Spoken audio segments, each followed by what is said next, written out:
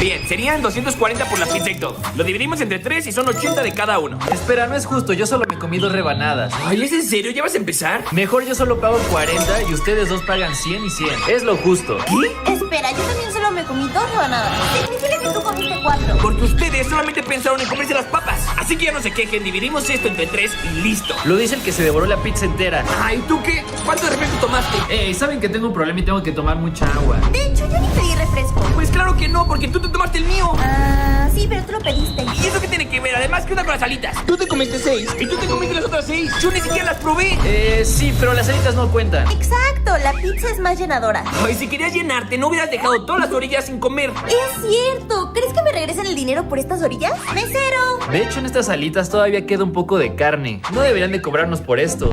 Ay, ya no sean codos y paguen su parte. De hecho, todavía tengo hambre. Sí, yo también. Vamos por hamburguesas. Va, pero Pato paga. ¿Qué? Pero a mí ni siquiera me gustan las hamburguesas. Ah.